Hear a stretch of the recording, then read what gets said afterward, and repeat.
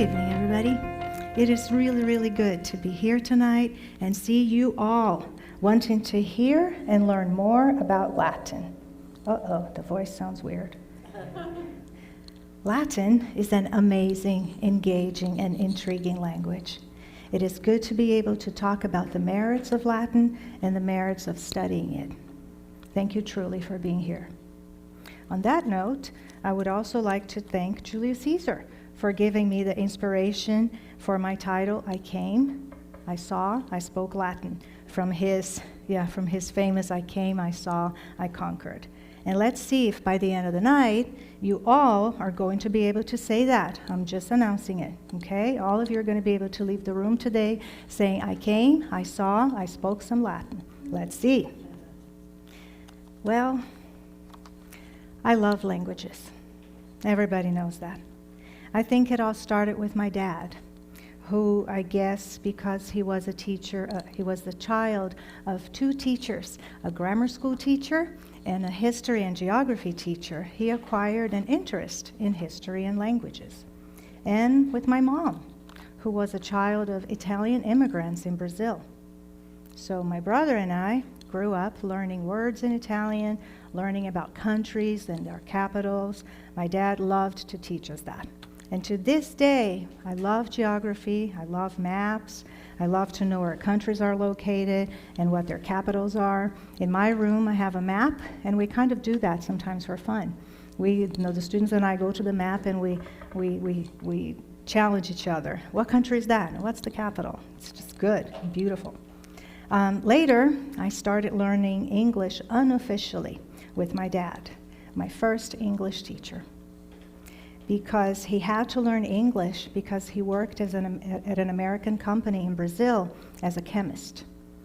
He taught my brother and me words, phrases, sentences. Actually, one of the first words that I learned in English from him was, God be with you. When he said it every night when we went to bed.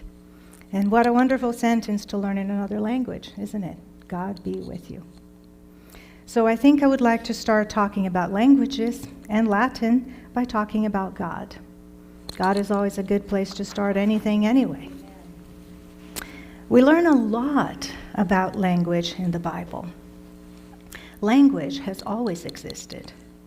We see this in Genesis 1:3 with the sentence, and God said. Also, when God gave Adam language, when he brought the animals to Adam to see what Adam would name them. God gave Adam the gift of language and the power to name things. This power to speak, to name things, confirms our divine creation and God's love for us. The gift of language from God to us, the gift that what that language is, and the confirmation, therefore, that we are indeed Imago Dei, image of God. We learn that people understood each other because they had one language. In chapters 1, 8, and 9, we also learned that God wanted the descendants of Adam and Eve, and later the descendants of Noah, to be fruitful, to increase in number, and to fill the earth. However, unfortunately, because people wanted to make a name for themselves, they built, and not be scattered over the face of the earth, they built the Tower of Babel. And as a consequence, God separated them by confusing their language. God separated us by means of language. Having different languages was a punishment, a curse. The beautiful thing, though, is that God united us back again by means of language in the New Testament in Acts 2. When the Holy Spirit came down, people from different places spoke different languages, and yet they understood each other. We were allowed to understand each other once again. Mr. Fudge says that Pentecost is the anti-Babel. Mr. Richardson says that God restored us from the Tower of Babel. He broke the curse. Now let's go back to languages in general and why we're here, Latin. Because languages are definitely a huge part of our humanity, and languages evolve and change according to culture, time, geography, and politics, they truly form us. As human beings who use language every day, I really believe that we ought to pay more attention to languages. Language can be used to calm, to hurt, to communicate, to declare love, to declare war, to make us laugh, to make us cry, to clarify, to confuse, to name people, places, and things.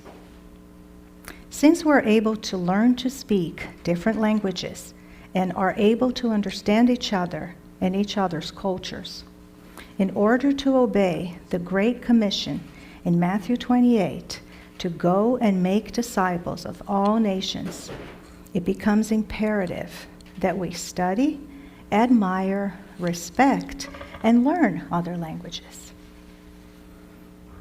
Imagine a number for a second. 31,000. That is the number of languages that have existed in the world. God created all these languages and everything that entails. Different letters or symbols, words, grammar, pronunciations, accents, rhythm, cadence. God clearly likes different languages. I find that to be incredible, wonderful, tiring, and frightening. That's a lot of languages. I know. I guess we love languages too, people, because apparently this number, around 6,500 nowadays, is not enough for some people. Really. As if we don't have enough languages indeed, people keep inventing more languages. Right? Like Klingon and Vulcan and Star Trek, Dothraki and Valyrian and Game of Thrones. J.R.R. Tolkien created around 15 languages in his books. Duolingo teaches 2 fictional languages, Valyrian and Vulcan. It's crazy. As we can see, languages, doubtless, have always been a crucial part of who we are. So, ladies and gentlemen, that's why we're here this evening. We're here to discuss Latin. Let's do it. Be ready. You're going to be leaving here speaking Latin. I know. As a student and teacher of languages that I am, people are often a little shocked and a little amazed when I tell them that I teach Latin. I am frequently asked, why? The reason for it. Isn't it a dead language? Isn't it somewhat useless in today's world? Isn't it very, very difficult? These are actually good, wonderful, valid questions that must be considered and answered to the best of our ability. I would like to try to answer these questions by focusing on 3 myths or misconceptions and facts about Latin. Isn't it difficult? Is it useful in today's world? Why do we study so much grammar? Ask my students. Okay, later. Question number 1. Isn't it difficult? My answer is, compared to what other language? Compared to our native language, yes, due to the fact that we learned our native language naturally from our parents. However, having grown up speaking Portuguese, having studied Latin, a little bit of German, a little bit of Spanish, a lot of English, and currently studying Italian, I can say with confidence that Latin is no more difficult than these languages. I actually think that German is more difficult. Sorry, German speakers. In fact, English was an easy language to learn. The grammar is basic and logical. Pronunciation and spelling are A different game, though. Are difficult in English, yes. Because English is not a phonetic language. Spelling doesn't always make sense. Think, for instance, here he goes. Think, for instance, about the different pronunciations of the combination O-U-G-H. Everyone, please, I'm going to need your help on this. Can you all please pronounce the word T-O-U-G-H? Tough, as in tough.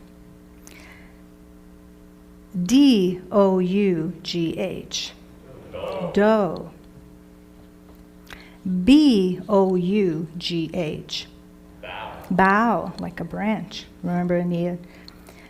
T-H-O-U-G-H-T. Thought. And T-H-R-O-U-G-H. Through.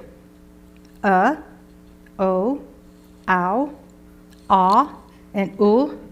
Really? Same spelling, O-U-G-H, and 5 different pronunciations? Well, Latin pronunciation, on the other hand, is easier because Latin is a phonetic language. That is, pronunciation is not different from the spelling, like Spanish, Portuguese, Italian, Japanese, and even Hawaiian. I guess the conclusion is that Latin is just like any other language. And just like any other language, some things are difficult and some things are easy. Therefore, saying that Latin is so very difficult and intimidating is really just a misconception. Question number 2. Is it useful in today's world? Isn't it a dead language? Well, truly, Latin is alive and well in today's world.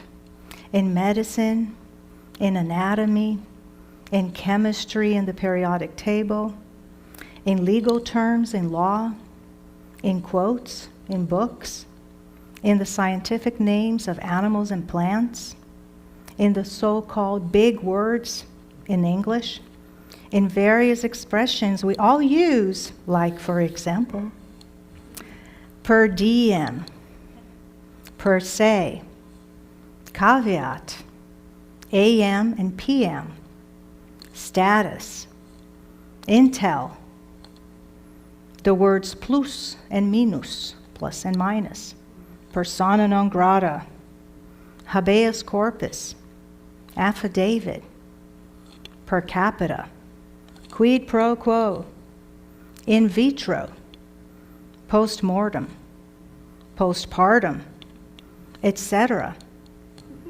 Circa, modus operandi, MO. What's your MO? In loco parentis, malum in se, malum prohibitum, if you have seen Legally Blonde. Carpe diem, if you have seen Dead Poets Society. In vino veritas, if you have seen Tombstone. Latin is spoken in academia. The ATM machines in the Vatican offer Latin as an option. And finally, Latin is alive in its children, what we call the Romance languages. Spanish, Italian, Portuguese, Romanian, and even in the wild child French. Yes. Latin teaches students not to be afraid of words. One of the things students learn in Latin class is to break a big word apart, and that helps them be able to decipher what the word means because of Latin and its prefixes and suffixes. So, when students study Latin, they improve and increase their vocabulary in English, and they acquire a deeper understanding of the etymology of words. Furthermore, Latin is an important part of the Western civilization. Through the Roman Empire, its authors, like Virgil, Ovid, Cicero, Julius Caesar, Marcus Aurelius, and its history. 3 Romance languages are spoken in the Americas: French, Portuguese, and Spanish. When we learn all this, we acquire a better appreciation and thankfulness to Latin. Hence, for all the reasons above, we're able to start answering factually, no, Latin is not a dead language. No, it is not useless in today's world. And frankly, why don't more schools teach it? These are also wonderful, valid questions we ought to be asking. Question number 3. Why so much grammar? Right, guys? Why so much grammar? Well, in Latin class, without a doubt, students learn a lot of grammar due to the fact that Latin is an inflected language. That is, words have different endings according to how they are used in a sentence, which is different, very different from English. By studying so much grammar in Latin, without always realizing, students learn English grammar as well. And so, the two languages, as it happens, complement and help each other. When students and I translate different stories, passages from the Bible, Virgil's Aeneid, Caesar's Gallic War, for example, we often say things like for example, oh, this sounds better in English. Or, oh, this sounds awkward in English. Or, this passage is so beautiful in Latin. Or, we should use this word instead of that word, and things like that. Meaning that our students are learning to be accurate, knowledgeable, incredible translators. In terms of the Aeneid and the Gallic War, our 10th and 11th graders not only are able to work with these two books in original Latin, but they're also able to compare everything about the language and the grammar of both texts, poetry and prose, and discuss which author, Virgil or Julius Caesar, they prefer to translate and why. It is beautiful, crazy sometimes, and impressive. I constantly actually see my students thinking. They are not merely memorizing information. They are truly thinking about what words to choose, what the best translation is. It is serious, solid, deep thinking in another language.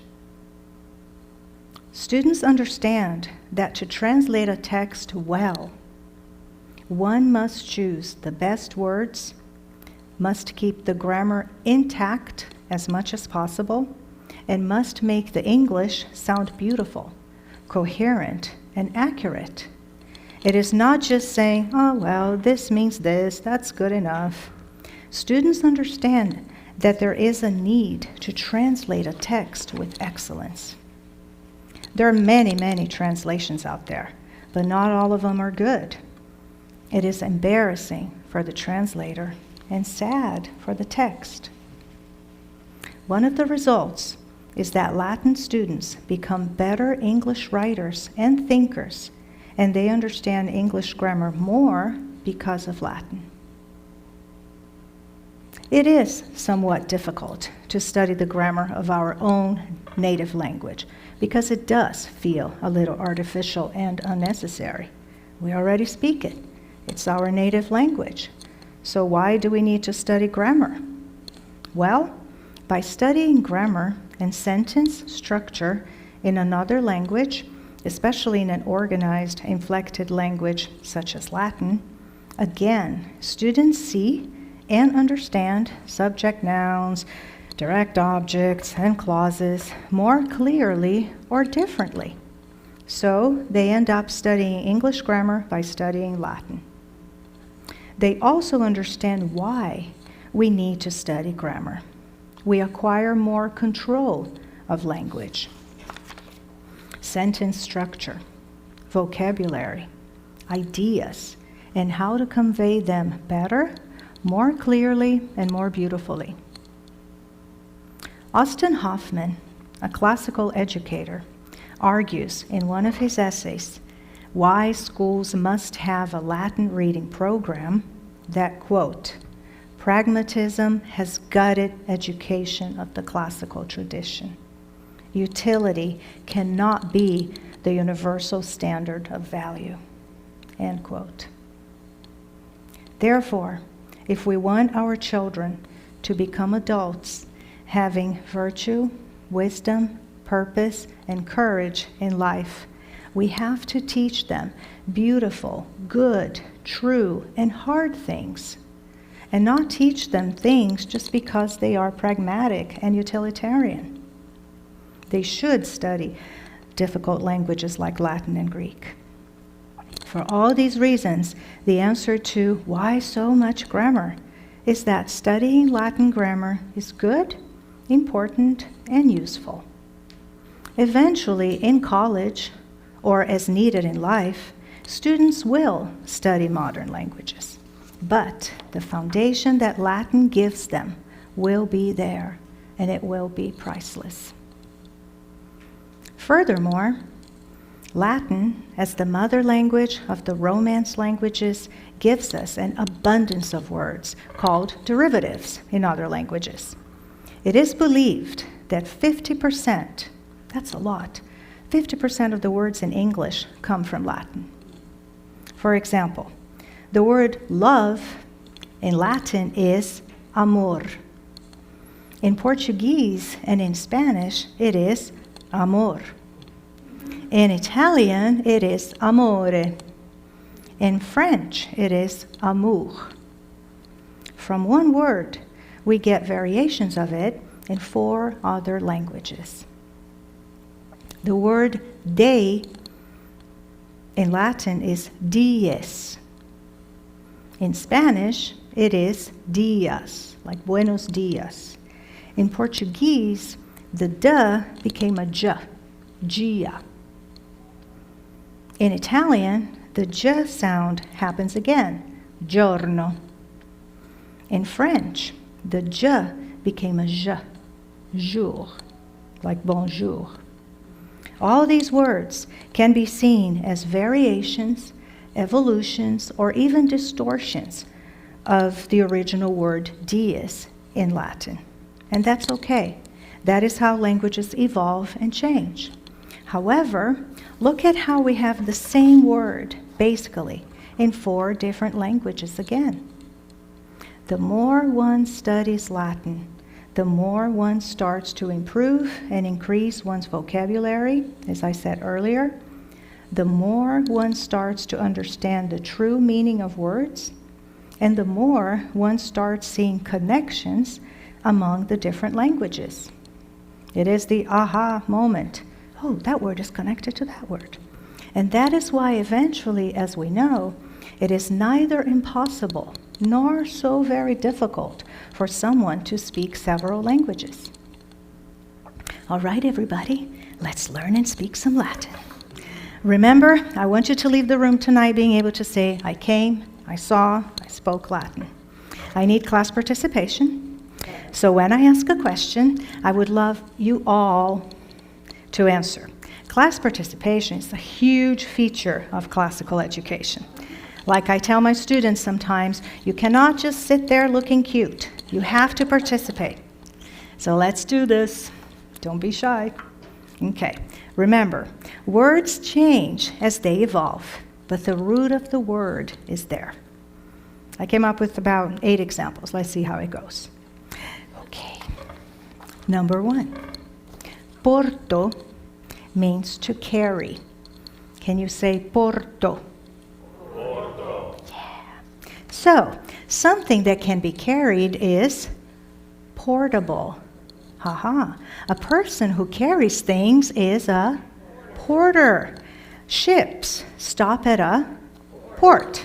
And to carry something into a country is to import. And to carry something out of a country is to export. See? From one word, porto. Look at how many words we get from it. Number 2. Credo means to believe. Can you say credo? Credo. Yes. So, if I believe that you're going to pay back something that you borrowed, you have credit. A religious belief is a creed. If I am inclined to believe in something, I am credulous, full of belief. If you believe in me, credible. And if something you cannot believe in, something you cannot believe in is incredible. Number 3, labor means work. Can you say labor? Labor. There you are. So working together is to collaborate. Collaborate. A woman having a baby is working. She is in labor. Something that takes a lot of work is laborious. And where do scientists work? In a laboratory, a lab. We're lazy, right? Laboratory became lab. Okay. Number 4, astrum. That's a beautiful one. Astrum means star. And nauta means sailor. Can you say astrum? Astrum. Nauta. Nauta. So guess what? What is an astronaut? A sailor of the stars. Isn't that the coolest thing? Can you imagine a conversation starter? So, what does he do for a living? Oh, he's a sailor of the stars. Right? It's very beautiful. It's a good word. All right. Number 5. Pati means to suffer. Can you say pati? So when you suffer through something, you have, or should have, patience. When couples have patience together, when they suffer well together, they are considered to be compatible. It's actually a romantic word. A couple is to have patience and suffer well together through life. Compatible. Number 6, pedis means foot. Can you say pedis? Pedis. There you are. Where do you put a statue? On a pedestal. And when you walk on foot, you are a pedestrian. When you get your feet done, ladies, you get a pedicure. An insect that has 100 feet, not 1,000, 100 feet is a centipede. And on a bicycle, you put your foot on the pedal. See, isn't that amazing? One word. Look at the fan, you know, how it opens, how it creates so many words. Number 7. Oh, this one is funny. Okay. This one has 3 syllables. Fatuus. It means stupid. Oh, you know that. So can you say fatuus? There you are. And in means in. So if we are so much in love with something or someone to the point that we can't think clearly and are a little stupid about it, we are infatuated. Oh my God, I know. A fatuous person is a foolish person. See? Oh dear, you just learned how to insult someone in Latin. There you are. Okay. Number 8, last one. Kras means tomorrow. Can you say kras? Kras. And pro means ahead or forward. Can you say pro? Pro. So guess what? When you leave something for tomorrow, for later, you are procrastinating. I know. It's so fun. And the list goes on and on. Remember, 50% of the words in English come from Latin. We could be here all night, order pizza, and find English derivative words in Latin. Really, I know. See, now you can say, you came, you saw, you spoke Latin. Dr. Christopher Perrin, a classical author, educator, scholar of Latin and Greek, once made an interesting comparison between studying languages and traveling abroad.